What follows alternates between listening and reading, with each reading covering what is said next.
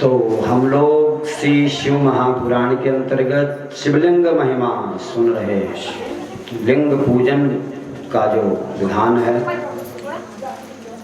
और लिंगोत्पत्ति, ज्योतिर्लिंग किस प्रकार धरती में उत्पन्न हुआ,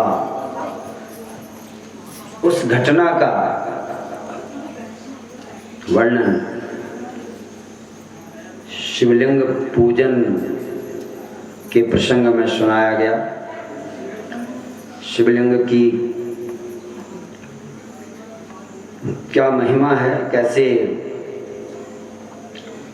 प्रकट हुआ इस धराधाम में, तो मूल कथा ये है। लेकिन आजकल की किताबों में, कुतर्कों में बहुत अंडवंड जोड़ दिया गया है, किताबों में ऐसा वैसा लिख दिया गया है। और लिंग, शिवलिंग शब्द का अर्थ ही समझने वाले कोई बिरले विद्वान इस संसार में विराजमान है, और नहीं तो लिंग शब्द का भी अभिप्राय नहीं समझ पाते। लिंग का अर्थ होता है जो शिव पुराण के अनुसार, वैसा कोई बताता नहीं तो हमको शिव पुराण के अनुसार ही सुनना सुनाना चाहिए। तो लिंग शब्द का विशेष अर्थ है जिसमें सब कुछ लय हो जाए और जब जिससे सब कुछ प्रकट हो। तो सब कुछ प्रकट किससे होता है? परब्रह्म परमात्मा परमेश्वर सदाशिव जो हैं उनसे ही सब कुछ प्रकट होता है। जो कुछ भी चराचर ब्रह्मांड दिख रहे हैं सब भगवान से ही प्रकट होते हैं और भगवान में ही लय हो जाते हैं, मतलब उन्हीं में मिल जाते हैं। तो ये जो प्रकट होना और लय होने की जो प्रक्रिया है, इसी को लिंग कहा गया। लिंग की एक व्याख्या इस प्रकार से की जाती है। लीयते सचराचरम जगत यस्मिन् तल्लिंगम, मतलब सब लय जिसमें हो जाए और सब कुछ उत्पन्न जिससे हो। विश्वाद्यम विश्व बीजम निखिल भयहरम। भगवान की स्तुति में, संध्या तारिणी में भी हम ऐसा श्लोक पढ़ते हैं। उसका यही मतलब है कि जिससे जो विश्व का, जो समस्त ब्रह्मांडों का बीज है, जैसे बट का बीज होता है छोटा सा, और उसको जब धरती में बो दिया जाता है, मतलब अंकुर आने लायक अनुकूल वातावरण उसको जब मिलता है, तब वह बट का बीज जो है अंकुरित होते होते फिर पुष्पित पल्लवित होता है, मतलब बढ़ता है, उसमें पत्ते आते हैं, फूल आते हैं, विशाल हो जाता है। फिर उस एक बीज से उस बट वृक्ष में कई बीज पैदा हो जाते हैं। फिर उन एक एक बीजों से भी फिर बट वृक्ष पैदा हो जाता है। तो ऐसी भगवान की यह जो लीला है, बीजमयी जो भगवान की सृष्टि है, ये लिंग स्वरूप है। ये धरती भी बीजमयी है, इसलिए धरती माता का भी एक स्वरूप लिंग स्वरूप है।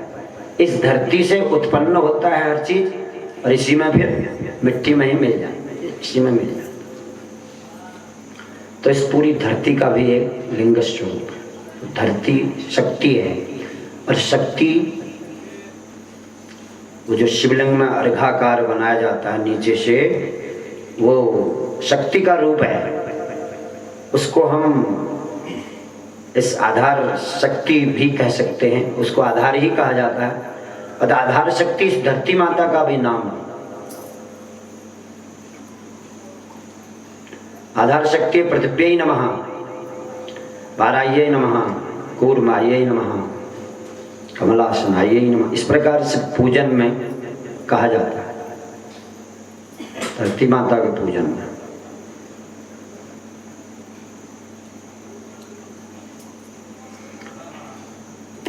तो ये कल हम जो कल हमने आपको लीला सुनाई थी शिवपुराण से, वो घटना उसी दिन घटी थी जिस दिन हम शिवरात्रि, महाशिवरात्रि मनाते हैं। वैसे आजकल जो ये सीरियलों में, टेलीविजनों में दिखाया जाता है, वो सब अपने या तो अपने मनगढ़ंत, अपने मन की कल्पना से दिखाया जाता है, या फिर वो कोई ऐसी झूठ मूठ किताबों में लिखा हुआ है कि इस दिन शिव जी की शादी हुई थी, तो शिवरात्रि के दिन शिव जी की शादी दिखा देंगे। तो ऐसा झूठ मूठ दिखाते हैं बहुत। और जबकि शिवरात्रि को ये घटना हुई थी, ब्रह्मा विष्णु में रात भर युद्ध चल रहा था, तो भगवान ऐसे ज्योतिर्लिंग के रूप में प्रकट हुए थे और उन्होंने ब्रह्मा विष्णु के विवाद को शांत करने के लिए ऐसी लीला दिखाई थी। और फिर ब्रह्मा विष्णु को उपदेश भी किया था। उपदेश किया और ब्रह्मा जी को वरदान भी दिया कि चलो कोई बात नहीं, तुम्हें श्राप, तुम्हारे पाप का श्राप तो मिल ही गया। धर्म विरुद्ध गलत करने से तो भगवान ब्रह्मा को भी भोगना पड़ता है, फिर हमारी तो बात ही क्या है।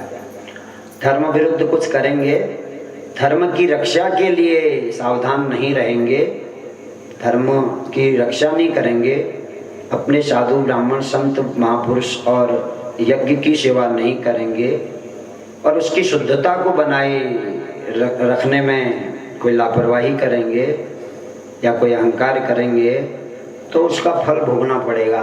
वो स्वयं भगवान को भी भोगना पड़ जाता है, भगवान ब्रह्मा जी को भी भोगना पड़ गया।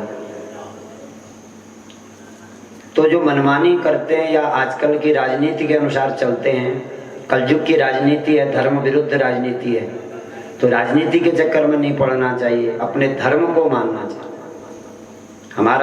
हमारे लिए जो भगवान ने जो सेवा हमें सौंपी है, उस सेवा में मन लगाना चाहिए, जानना चाहिए कि हमारे लिए कौन सी सेवा है। पहले उसको जानना चाहिए, मानना चाहिए, पूछना चाहिए और फिर उस पर चलना चाहिए, तभी भला हो सकता है। मनमानी करने से कभी किसी का भला न हुआ है, न हो रहा है आज, न आगे भी कभी होगा। इसलिए धर्म मार्ग पर चलने के लिए ही हम मनुष्यों को बनाया गया है। हमारी सृष्टि, मनुष्य सृष्टि धर्म मार्ग पर चलने के लिए की गई है। तो हम धर्म मार्ग छोड़कर अथवा अपना धर्म छोड़कर दूसरे का धर्म पकड़ने लगे तो फिर कभी कल्याण नहीं हो सकता है। इसलिए कथा सत्संग जहाँ भी हो वहाँ कौतिकी बनकर कभी नहीं जाना चाहिए, सत्संगी बनकर जाना चाहिए। सत्संगी माने सत्य क्या है, असत्य क्या है, झूठ क्या है, सत्य क्या है। जो टेलीविजनों में दिखाया जाता है वो उसमें तो ज़्यादातर झूठ ही होता है, लेकिन हमारे पुराण, हालांकि वो पुराण का ही आधार लेकर के लिखते हैं, मतलब सीरियल बनाते हैं और लिख भी देते हैं कि ये महाभारत के आधार पर ये सीरियल बनाया गया है। आधार पर का मतलब होता है कि वो अपने मन से उन्होंने जोड़ रखा है, केवल वो कहानी ले ली महाभारत से या किसी पुराण से, बाकी खुद जोड़ दिया, डायलॉग अपने सब बना दिए, संवाद।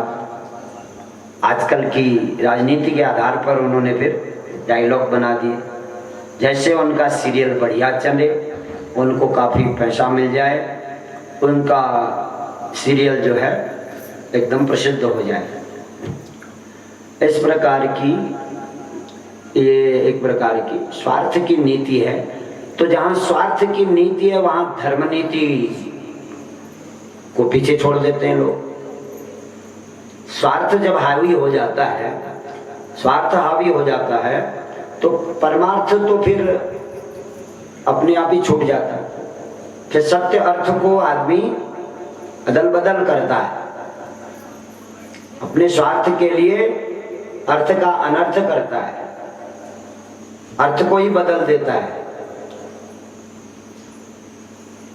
इसलिए उससे सावधान रहने की आवश्यकता है। हम सीरियलों में जो देखते हैं उसमें जो सत्य है, सत्य सनातन की बात है, उसी को ग्रहण करें, बाकी त्याग दें। और वो तब कर पाएंगे जब हम महापुरुषों की, विद्वानों के मुखारबिंद से पुराण की कथा सुनेंगे या कोई सत्संग प्रवचन सुनेंगे, ध्यान से पूरे मनोयोग से सुनेंगे, तब हम छटाव कर सकते हैं। दूध का दूध, पानी का पानी। दूध ले लेना है, पानी छोड़ देना, जैसे हंस करता है। हंस भी यही करता है ना, जो राजहंस होता है मानसरोवर का, दूध और पानी बराबर मिला दो तो वो दूध ही दूध ले लेता, पानी छोड़ देता है। ऐसे ही संसार भी गुण दोषों से भरा हुआ है, इसमें से गुण लेने हैं, दोषों का त्याग करना है। जड़ चेतन गुण दोषमय विश्व कीन करतार, हंस संत हंस गुण गहई पया परिहरि बारि विकार। रामायण में ये बात पुराणों की ही बात है, तो पुराणों की बात को रामायण में ऐसे लिखा है तुलसी जी महाराज।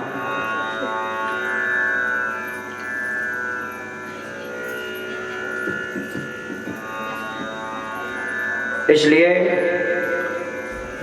हमको संत बनकर, संत रूपी हंस बनकर,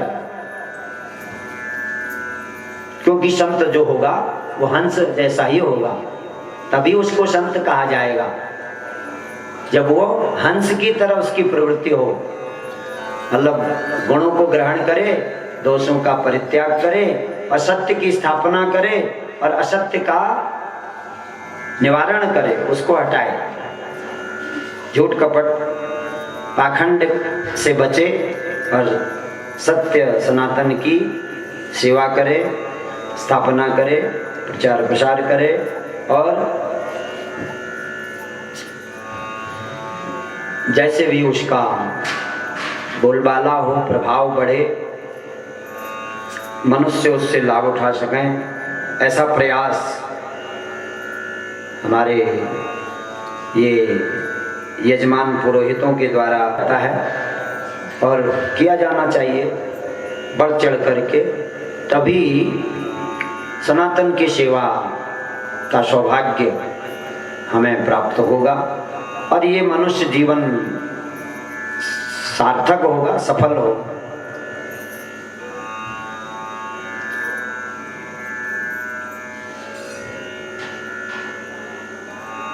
तो कल की जो चर्चा में सुनाया गया,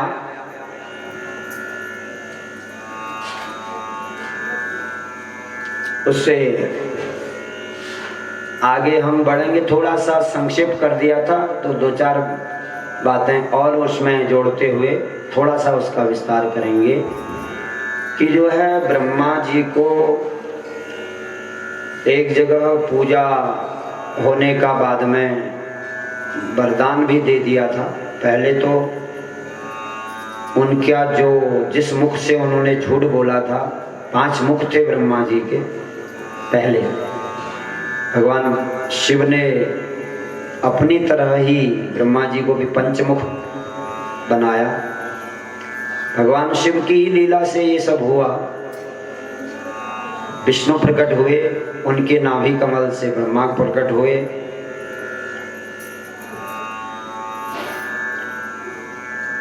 और तब उनके जब कमल में प्रकट हुए थे उस समय 5 मुख थे। और जब ऐसा अपने को बड़ा झूठ मूठ बोल करके अपने को बड़ा समझने का, उन्होंने बड़ा सिद्ध करने का षड्यंत्र रचाया, ऐसा छल कपट किया, तो तब उनका जिस मुख से उन्होंने ऐसा झूठ कपट की बातें कही थी, उस मुख को भगवान शंकर के क्रोध से उत्पन्न जो वीरभद्र हैं, उन्होंने उस मुख को तोड़ दिया था। हाथ से उनका उस मुख को, सिर को काट करके अलग कर दिया था उनके देह से, शरीर से।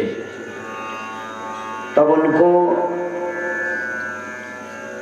ब्रह्मा जी के 4 ही मुख रह गए। एक मुख ऊर्ध्वमुख भी था, कहते हैं चारों दिशाओं में ही है। एक ऊर्ध्वमुख था, उसी से बोला होगा तो उसी को काट दिया। अब वो ब्रह्मा जी जो हैं ब्रह्म हैं, तो ब्रह्म हत्या लग गई वीरभद्र को भी। भगवान शिव ने कहा, अब तुमने ये ब्रह्मा जी का सिर काट दिया है, एक सिर को अलग करने के कारण अब तुम्हें ब्रह्म हत्या लगी है, तो इसके निवारण के लिए क्या करना चाहिए? इसके लिए तुम इस सिर को लेकर के पूरी पृथ्वी का चक्कर लगाओ, परिक्रमा करो,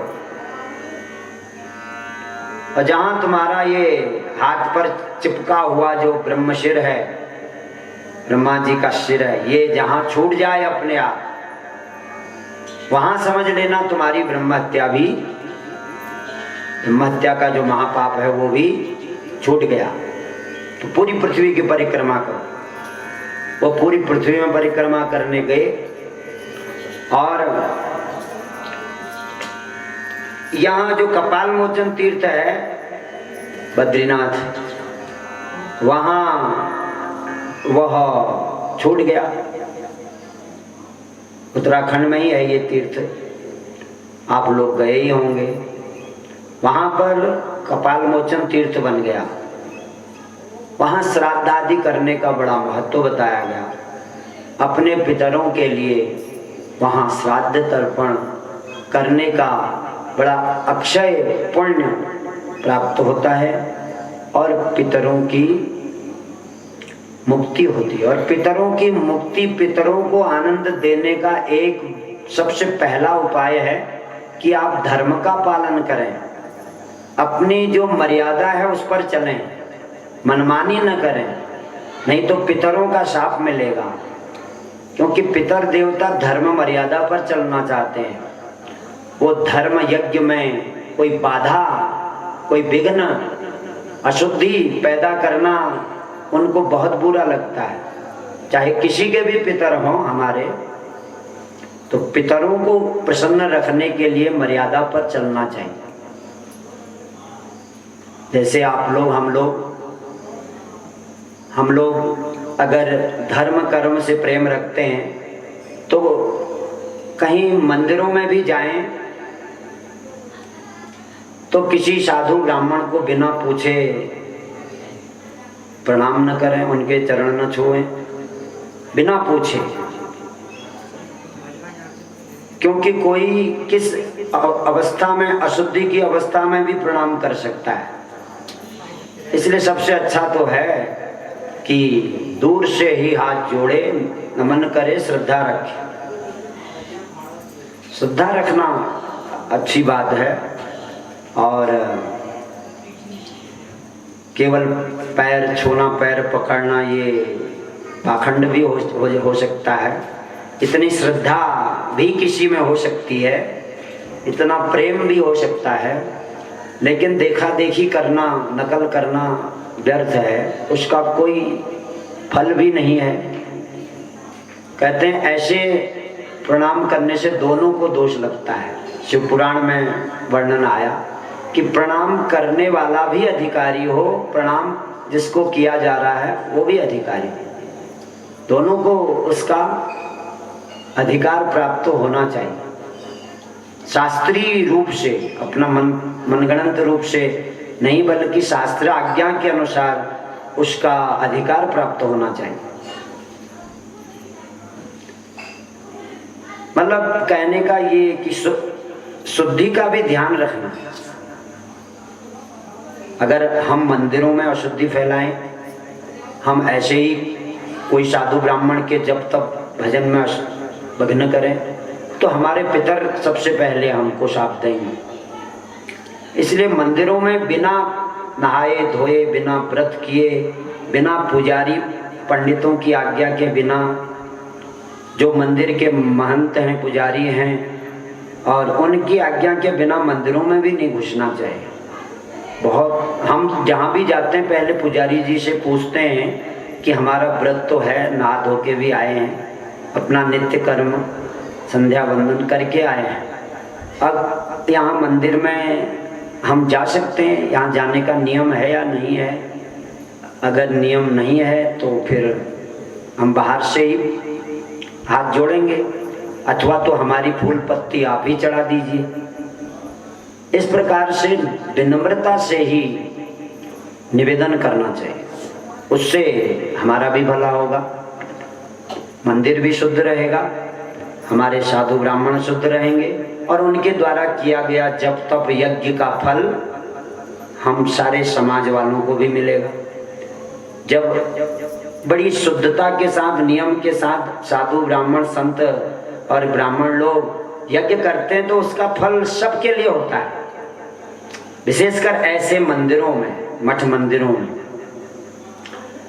यहाँ शुद्धता के साथ जब तब अनुष्ठान होगा, सब मर्यादा पर चलेंगे, धर्म पर चलेंगे, तो अनुष्ठान सफल होगा, यज्ञ सफल होगा, और उसका फल ज्यादातर गृहस्थी लोगों को ही मिलता है। साधु ब्राह्मणों को क्या फल चाहिए? वो तो 24 घंटे भजन में रहते ही हैं, उनके लिए किसी फल की जरूरत नहीं। फल चाहिए गृहस्थी लोगों को, तो गृहस्थी लोगों को तब फल मिलेगा जब वो नियम से चले।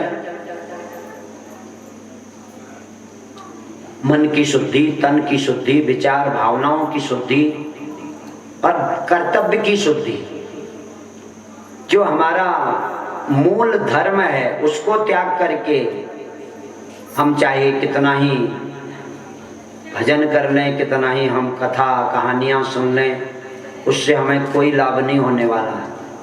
जब तक हम धर्म सदाचार मार्ग पर न चलें तब तक कुछ नहीं मिलेगा। इसीलिए ये मतलब शिव पुराण में ये बात कही गई, सर्वागमानाम आचारः प्रथमं परिकल्पते आचार प्रभवो धर्मः धर्मस्य प्रभुरच्युतः।